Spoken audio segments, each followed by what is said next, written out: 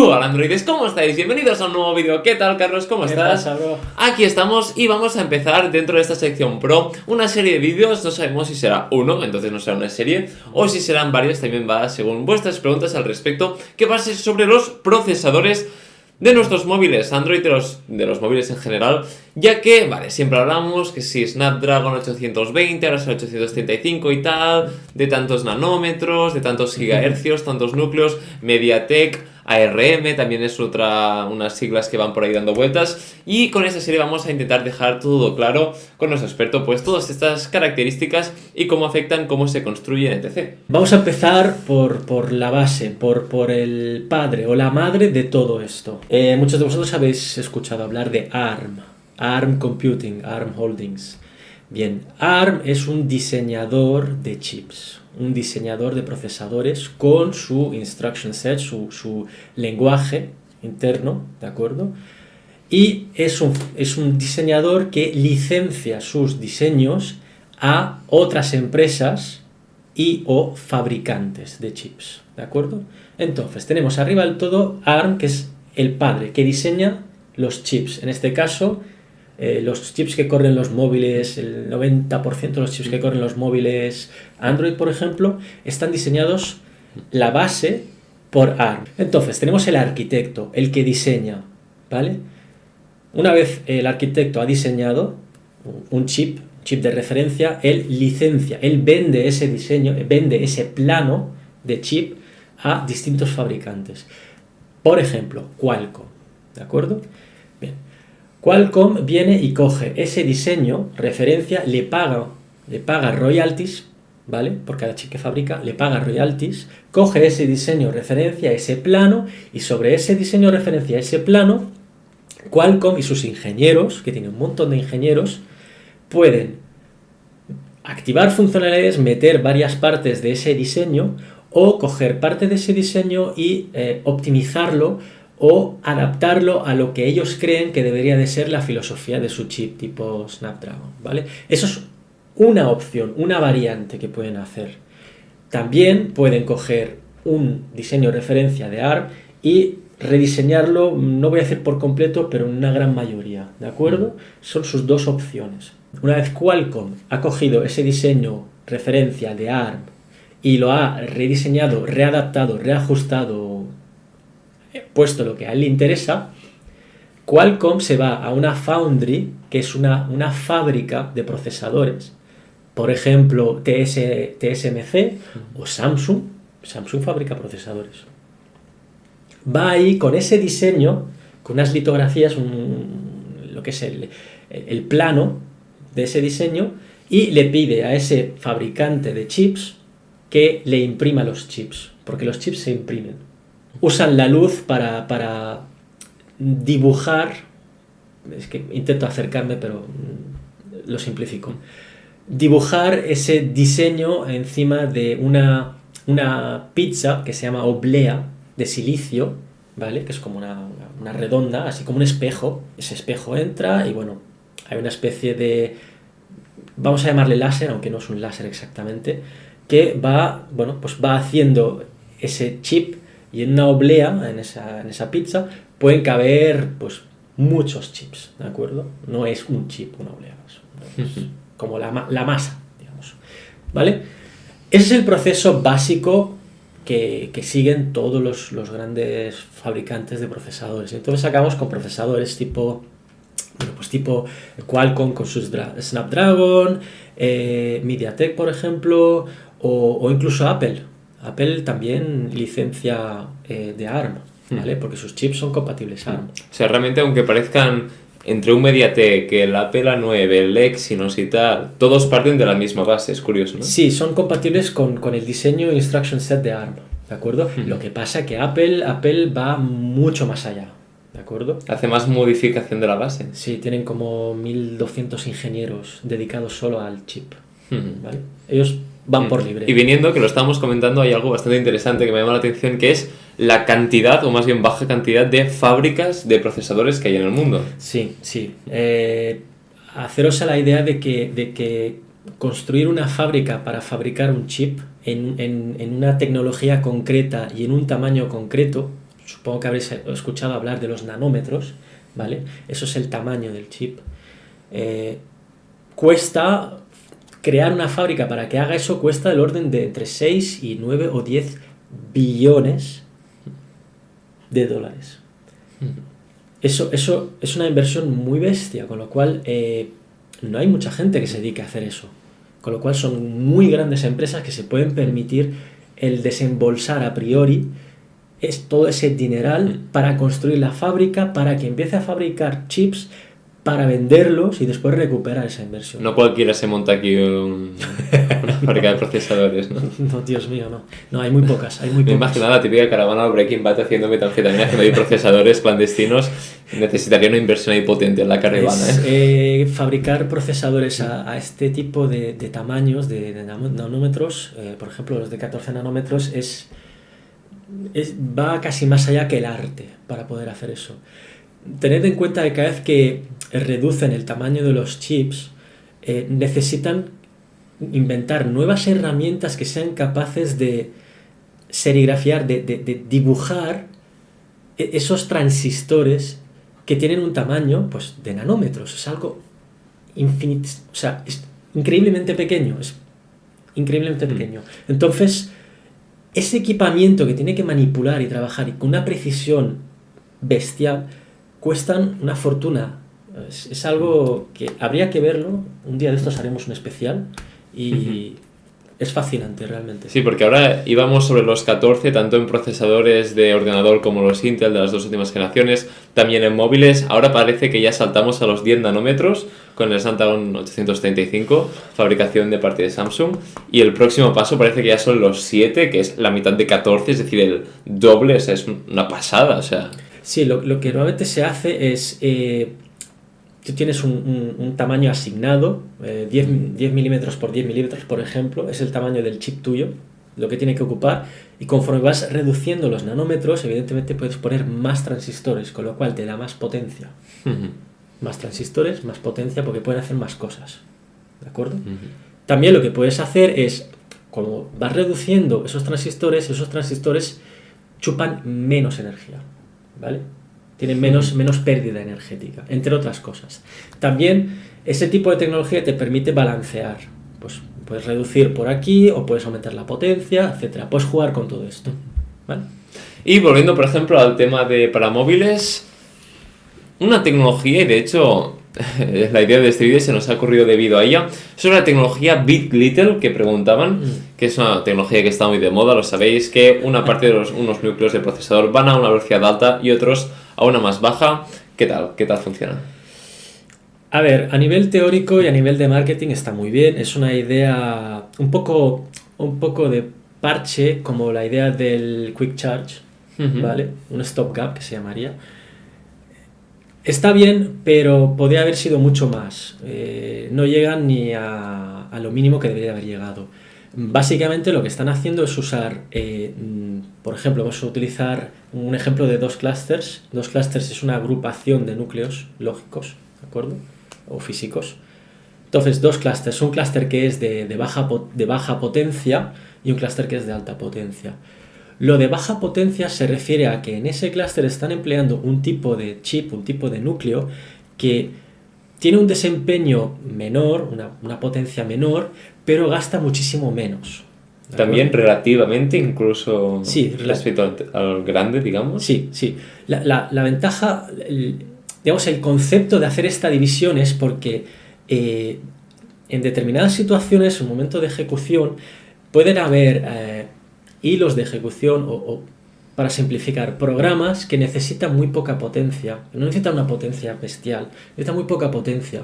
Entonces, lo ideal sería que esas aplicaciones se pudieran ejecutar en un procesador que no tiene mucha potencia y que consume muy poco, ¿de acuerdo? Que normalmente el balance es poca potencia, poco consumo, alta potencia, alto consumo, ¿vale? Entonces, para las tareas que piden mucha potencia, lo ideal sería un procesador que tenga mucha potencia porque así las ejecuta más rápidamente, simplificando, ¿de acuerdo?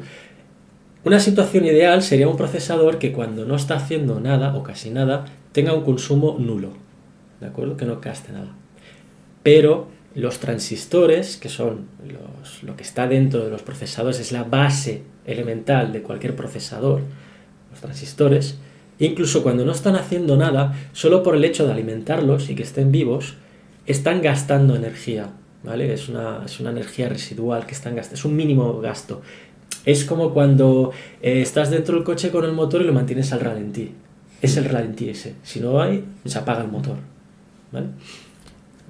Hay trucos para mejorar eso, pero no vamos a entrar en eso, ¿de acuerdo? Entonces, los procesadores que son de bajo rendimiento, unos específicos, tienen muy baja, digamos, el gasto energético suyo cuando no está haciendo nada o casi nada es muy bajo, con lo cual ahorra mucha batería en ese sentido. Los de alta potencia, como tienen que rendir alta potencia, pues van a gastar más, ¿de acuerdo? Esa es el concepto inicial y básico de la idea del Big Little. Distribuir las tareas según la complejidad o la necesidad entre unos núcleos de baja potencia y bajo consumo y unos núcleos de alta potencia y alto consumo. Esa fue la base de la creación. Lo que pasa que no es solo una implementación de hardware, sino también una implementación de kernel y de software. Y ahí están en ello que, bueno, de esa manera. ¿Qué quieres decir? ¿Que no está optimizado del todo? No. No, en absoluto. No, hay bastantes problemas. Se pueden dar problemas de lag, por ejemplo, que no deberían de darse problemas de lag. Se dan problemas de que realmente los gastos de batería pues es un gasto alto cuando no debería de ser alto, al menos a nivel de concepto no debería ser alto. Y bueno, incoherencias. ¿No acaba de quizás saber distribuir las tareas entre la baja potencia y la alta potencia? Ahí está, eso es una complejidad, es bastante complejo y el kernel de Linux no está ¿Esto lo dices? optimizado. Por un comentario que había que decía que Linux no era kernel. Linux kernel de Linux lo Linux vamos a dar kernel, por ahí bueno. está, sí. Y hay gente que es un poco ahí al detalle. Bueno, a ver. Hay que serlo también, No, hay que serlo. yo, por mí, perfecto. Entonces, la distribución, el primero, el saber cómo distribuir, ya estamos hablando ya a nivel de kernel, cómo distribuir las tareas, hebras o hilos, ya estamos entrando muy en detalle, entre baja potencia y alta potencia. ¿Cuál distribuyes? ¿Cómo? ¿Cuándo? ¿Cuánto tiempo? Hebras, hilos, molaría que explicases qué es. Sí, hay que hacer es que... No, puedes comentar, hombre. Bueno, cualquier aplicación es un conjunto de instrucciones. Esas instrucciones, simplificando mucho, se pueden dividir en unidades indivisibles, ¿vale? Ejemplo, puedo tener una hebra o un hilo. ¿Hebra o hilo es lo mismo? Sí, yo utilizo hebra y es como muy anticuado. Igual hilo es más moderno, pero bueno, igual aquí se me... Mismo concepto. Usaré hilo, va. Un hilo de ejecución, por ejemplo, en una aplicación es el que se encarga de pintar la pantalla, ¿vale? Otro hilo, por ejemplo, podría ser el que se encarga de hacer cálculos, de lo que sea. Otro hilo, por ejemplo, puede ser el que se encarga de descargar datos de internet, paquetes de... O sea, dentro de cada aplicación, cada una de las unidades... Subdividir las tareas. Y ahí puedes ir subdividiendo, ¿vale? Entonces, el kernel, uno de los componentes es el scheduler, que es el que se encarga de ejecutar eso y tomar las decisiones y decidir quién se ejecuta, quién no se ejecuta, cuándo, cuánto tiempo, qué prioridades tienen, en fin, todo ese follón. Entonces, aparte de todo ese follón, tiene que determinar cuáles son las que tienen que ir en un lado o en el otro. Y ahí está el tema, que bueno, ahora lo están mejorando, pero el kernel de Linux no está aún preparado para todo este rollo, porque para el scheduler normal, el CFS, su tarea principal es intentar distribuir todo lo que tiene, todas las colas de ejecución, distribuirlas equitativamente entre los procesadores que tiene disponibles, ¿vale? Con lo cual, pues... Hace falta también un trabajo de modificación del kernel para aprovecharlo. Muy bestia. Hay muchísimo trabajo ahí. Pero en resumen, si se llega a optimizar bien, es una tecnología mucho mejor que quizás todos a una máxima potencia. Sobre todo orientado quizás al consumo a la hora de hacer tareas más simples, si está bien optimizado y consigue reducir el consumo ahí. Entiendo, vamos. Si no, ¿para qué lo hacen? Sobre el papel sí, pero la implementación, tanto hardware como software... No, digo, que puede llegar a ser. Entonces sí que vale la pena. Debería llegarse, pero ahora te voy a contar una anécdota o algo curioso que me ha venido a la cabeza ahora. Siempre queda guay en un vídeo comentar aquí de repente una anécdota, como que no va la cosa. Bueno, es que esto es como sí, va improvisado y me ha venido el flash ahora hace tiempo. La gente, para que veas el poder del marketing, la gente no se acordará de Nvidia, pero Nvidia sacó su procesador. Yo lo tuve en una tableta de Asus, la TF201, que era una tableta que tenía un teclado y se convertía como si fuera un ultraportable. En fin, un invento muy interesante, aunque una ejecución pésima. Y llevaba el chip de Nvidia. El chip de Nvidia tenía 4 núcleos de alta potencia y un núcleo de baja potencia, que ese núcleo iba de... Hostias, hablando ya de muchos años, pero creo que iba de 100 MHz hasta 600. Hostia, hablas de hace tiempo, ¿eh? Yo estaba pensando ahora en la Nvidia Shield, por ejemplo, en Android, que viene con el Tegra K1 y todos estos que son más modernos. Fue Tegra, pero el segundo Tegra que hicieron. Porque los más modernos acabaron, al menos hasta donde yo sé, haciendo un fail porque se dejó de escuchar de hablar tanto de Nvidia en cuanto a procesadores. Parecía que iba a ser el sumum de repente, ¿no? Con los nuevos Tegra K1 y tal. Y acabaron siendo para su propia DS y no consiguieron tenemos que hacer muchos programas sobre cómo hacen los procesadores. Me encanta que comentes programas, en plan ahí rollo hay pro y maquetado. Hay muchísima historia detrás. Comenta lo que vas a decir de los ellos lo que ya tuvieron esa idea, lo que pasa que no hicieron un marketing tan bestial, o no recuerdo yo en esa época que fuera un marketing tan bestial.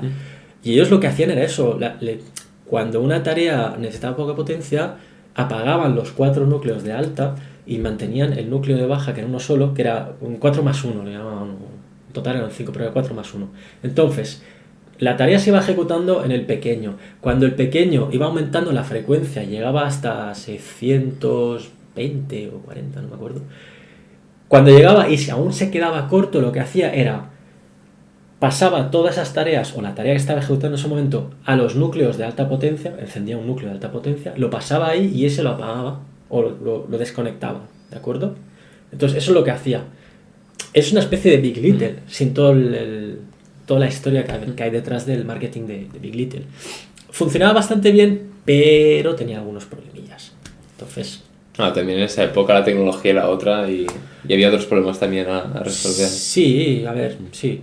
Pero era un quizás en el futuro, hablando de quizás dentro de 20 años, que en el mundo de la tecnología, quizás con cosas así ya se ven rollo de museo, ¿no? ¿Quién sabe? Sí, bueno. Nunca se sabe. Pues quizás son lo que se utilice para los dispositivos o gadgets de la época, quizás procesadores de 1 nanómetro de transistor en los que hay quizás 25 núcleos, cada uno a una potencia determinada concreta y todo va saltando ahí de forma súper ágil y súper optimizada, cada uno según ahí súper escalado en plan piramidal. Pues bueno, androides, no sé si os queda, bueno, seguro que algunas dudas habrá sobre el tema de los procesadores, podemos hablar durante mucho más tiempo. Dios mío, si me dejas que me enrolle... Pero tampoco queremos hacer que esto dure 25 horas, que si no la gente ahí da dislike porque esto dura mucho y tal. Así que, si te parece, cortamos por hoy. Sí. Nada, hemos comentado todo el tema de ARM, cómo se van diseñando y tal. Por encima. Va a quedar guay. Así que nada, androides, hasta aquí este vídeo. Como siempre, deja aquí debajo tu pregunta y la responderemos en los siguientes vídeos de esta sección. Así que nada, androides, hasta aquí este vídeo. Espero que te haya gustado. Estoy ahí yendo a tope, en la sí, te haya gustado. Oh, joder, cómo estoy. On fire. Llevo todo el vídeo con el móvil en la mano y antes me ha vibrado porque me he quedado sin batería. O sea, hasta lo tengo aquí en plan de postureo absoluto para hacer algo. Yo no voy a hacer eso. Así que nada, androides, hasta aquí este vídeo. Espero que te haya gustado. Y como siempre, no olvides darle un buen like para ayudar a la comunidad pro Android a seguir creciendo día tras día. Hasta la próxima, androides. Chao.